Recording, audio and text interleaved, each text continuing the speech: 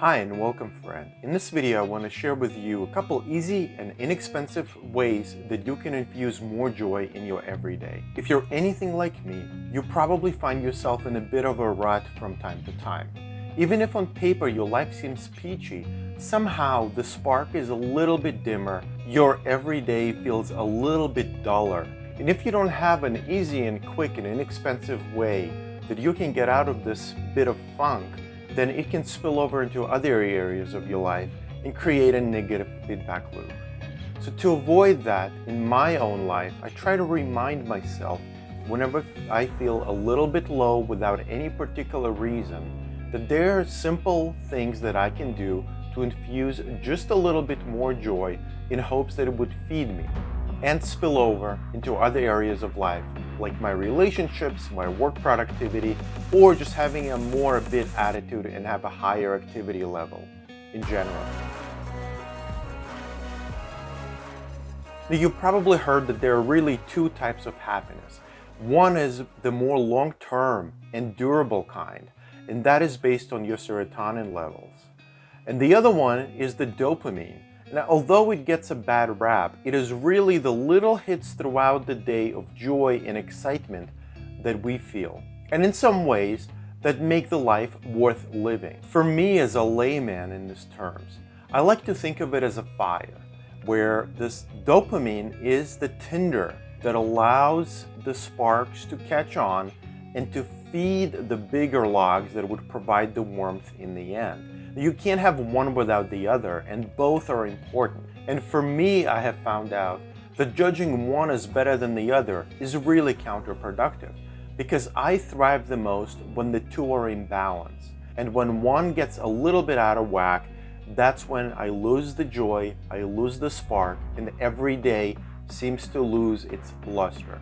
And when I catch myself in moments like that last from a day to a week, I try to remind myself as best as I can that there are specific things that I can do to infuse more joy into my life and to liven it up in hopes to resurrect that spark and vibrant energy that I find would allow me to feed those bigger logs that would spill over into other areas of life that I deem important, like my relationships, my work, my productivity, my hobbies and interests, and would provide me energy to maintain my long-term pursuits.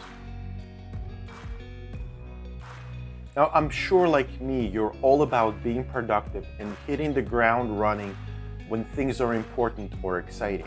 But I think it's also important that when we catch ourselves slowing down and being less productive than we were in the past, to acknowledge that, reflect on it, and actually take some time to rest and recharge before we lose the spark completely and have to spend days, weeks, or months digging ourselves out of the burnout.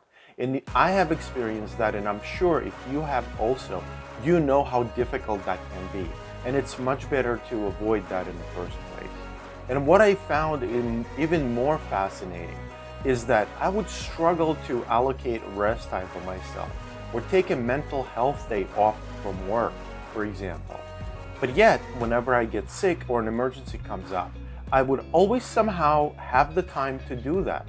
And that got me thinking, why am I not being proactive about it?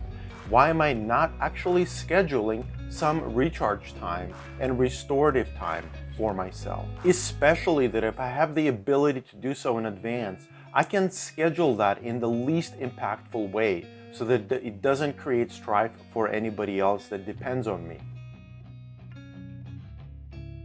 And speaking of dopamine and the little hits that sustain our energy throughout the days and weeks of hard work, why not reward yourself? For me, sometimes just to have something to look forward to is enough to give me more energy and uplift my mood. And sometimes I even do a simple thing. I will put an ice cream day on the calendar at some point. Now, it doesn't have to be ice cream for you. It could be anything that you could go and reward yourself with that is inexpensive and easily accessible, that you can just go do that. But instead of doing it right away and getting that hit right now, I game the system just a little bit and schedule it in advance so that I can use it as a way to propel myself forward and have something to look forward to. Now, another thing that I find that really lowers my energy level is when my creativity and consumption get way out of balance and I consume more content or produce more than I actually create without any kind of expectation. And in moments like that, I would pull out a piece of paper and spend 10 or 15 minutes or even less sometimes just creating. All I need is a pen or a pencil or a marker and a blank page, and I would draw a shape or a pattern or an image. It doesn't have to be good, and I don't have to show it to anybody, but just that little bit of creativity sometimes is enough to pull my mood level higher. And if it just happens to be any good, I'm happy to put it on the wall to remind myself of the creativity that I have inside me. Which segues nicely into the next item, is to leave little tokens or half tokens around the space that I frequent to remind myself of having a long-term view, because when I zoom out and look at a 10,000-foot view of my life, the little everyday annoyances and troubles seem to be less important and they take away less from the joy that I have. And even though I realize that it doesn't actually change anything, just having a different perspective sometimes is enough to allow myself to feel better, and that feeds in a very real way into my actions and affects my outcomes.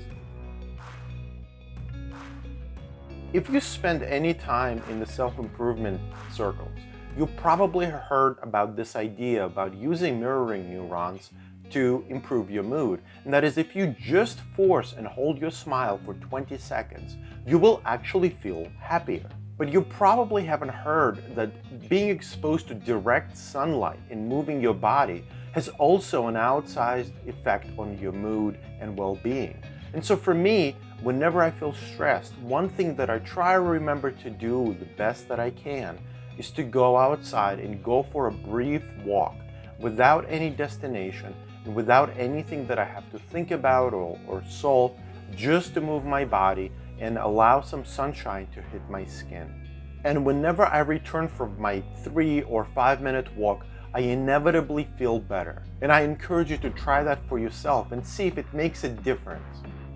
And if you're anything like me and things have been tugging on your sleeve and pulling you away from things you actually want to do because of responsibilities to others, to your job, to your dependents, sometimes it's easy to let things slide and love ourselves just a little bit less and less and less, and find ourselves in a place where we're not taking care of ourselves as well as we need to be able to show up for others in our best way. And whenever that happens, maybe taking a minute or 2 or 5 to reconnect with our own bodies and do just a little bit of self-care is all that's needed to make a difference in how we feel. Whether it's brushing your hair or taking a quick shower or changing your outfit into something nicer that you like to wear, a simple change can have a significant impact on your mood. I want to remind you that our behavior and our habits and our environments all have an effect on our mood. And our mood influences our action and indirectly influences our outcomes over time. And the outcomes of little decisions eventually define the circumstances we find ourselves in. If you find yourself in a low point, you can use some of my suggestions here, maybe 1 or 2 of them that you can do today to help elevate your mood and slowly start turning things around for yourself and how you feel about yourself. And if you have any other ideas to share with viewers who could benefit from it, please drop them in the comments. Again, thank you for watching, and I will see you in the next one.